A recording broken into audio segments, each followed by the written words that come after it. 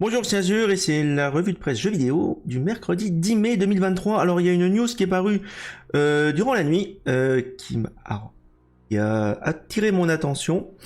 Private Division, alors Private Division c'est un éditeur qui a sorti des jeux comme Outer Worlds, d'ailleurs ils m'ont sponsorisé à l'occasion. Et il travaille actuellement en tant qu'éditeur pour Obsidian pour Outer Worlds 2. Mais surtout, la grosse news c'est que Private Division s'allie avec Game Freak. Et Game Freak c'est le développeur de Pokémon depuis plusieurs décennies pour faire une nouvelle licence d'action-aventure. Alors c'est pas précisé, là on est sur le site de Private Division, je suis allé directement à la source de la news. Donc ils le disent, une team connue dans le monde, évidemment Pokémon, tu m'étonnes, crée une ambitieuse nouvelle IP, donc propriété intellectuelle, donc une nouvelle licence. Et ils vont utiliser donc c'est Tech2, c'est un sous-label, Private Division de Tech2. Donc ils rappellent l'historique de Game Freak, fondé en 89. Donc dont les 30 jeux Pokémon. Et du coup, leur projet s'appelle Code Bloom, pour l'instant c'est un projet. Et on a une belle image qui me fait penser un petit peu au Japon médiéval, fin de l'ère d'Edo. Décidément, je pense que le Japon de la fin de l'ère d'Edo est très populaire dans les jeux vidéo en ce moment. Donc peut-être quelque chose également avec un peu de magie, on verra. Peut-être un truc à la Ghost of... Tsushima, voilà. Pour l'instant, on ne sait pas quand est-ce que ça va sortir, c'est en pré-production. Donc ils le disent depuis le début, Private Division était l'éditeur avec lequel on voulait travailler sur notre nouveau jeu.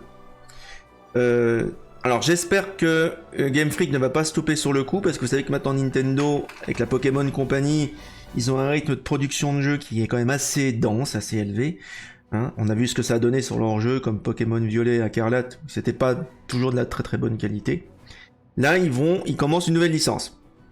On sait pas sur quelle machine ça va sortir. Bon, je pense que si c'est Private Division, à mon avis, qui édite, on aura ça sur PC et sur console. Donc voilà, pour l'instant on ne sait pas. Alors ils le disent, ils espèrent lancer ça durant l'année fiscale 2026. Bon, donc sachant que ça peut s'étirer jusqu'en 2027.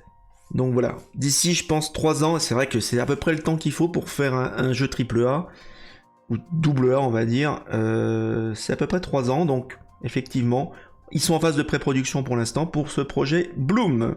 On en reparlera de toute façon à ce moment-là, bon voilà. De toute façon, tout ce que sort Private Division, je suis ça de près parce que c'est une des meilleures divisions de Tech2, un de leurs meilleurs achats, donc voilà. Ça c'est la première news du jour. Deuxième news, alors un early access très très prototype pour l'instant, un jeu qui s'appelle tout simplement Mouse, ça veut dire souris, qui est un FPS inspiré un petit peu des cartoons Disney des années 20. Où là c'est pas un canular, c'est vraiment un vrai jeu.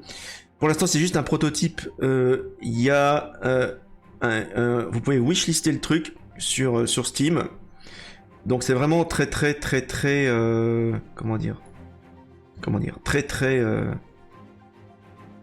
voilà. Pour l'instant, il n'y a quasiment pas de décor. Vous avez juste un prototype qui tourne. Vous voyez quelques images pour l'instant. Donc ça a l'air assez fun. Ça ressemble beaucoup également dans le style à d'autres jeux inspirés des années 20, années 30, comme Cuphead. Donc voilà, pour l'instant, je pense que c'est Fumigame. Alors ils font Galaxy Taxi qui n'est pas encore sorti, qui est un peu dans la même veine cartoon aussi, dans un autre style. Donc voilà, à suivre, Mouse. Comme vous connaissez, j'aime bien les FPS. Donc pour l'instant, on verra ce que ça va donner. Donc évidemment, il est déjà dans ma wishlist, comme vous pouvez le voir. Il est déjà wishlisté, le jeu. Donc voilà, on va suivre ça. Street Fighter 6, bonne nouvelle pour les joueurs. Tout le monde pourrait y jouer. Il y a une open beta publique qui va arriver avec du multijoueur évidemment. On pourra jouer. Alors attendez, ils le disent bien.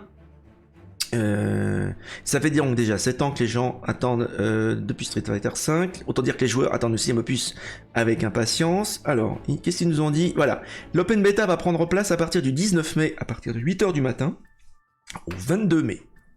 Ce programme, donc, vous aurez 8 personnages jouables et des tonnes de modes qui n'ont pas été précisés.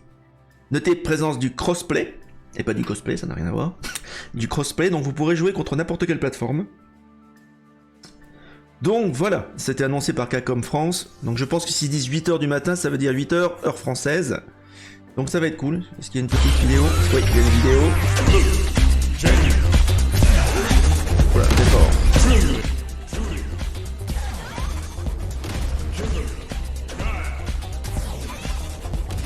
très coloré, visiblement. Hein. Voilà, l'open beta, ça arrive. Donc voilà, c'est le moment de vous y remettre. Vous aurez l'occasion d'y jouer très prochainement, voilà, d'ici un peu plus d'une semaine.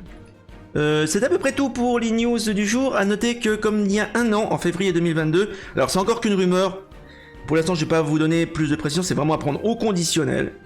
Il y a des nouvelles rumeurs qui bruissent un petit peu partout sur internet, comme quoi il y aurait une annonce concernant Bloodborne lors du prochain, du premier Bloodborne de Sony, lors du prochain direct Sony.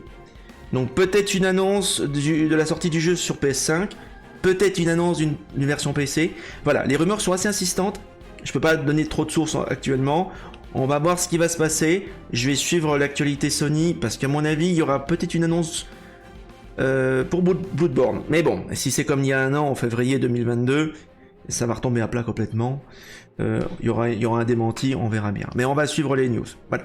Bon bah voilà, c'était tout pour les news du mercredi 10 mai 2023. En attendant, jouez bien et à la prochaine.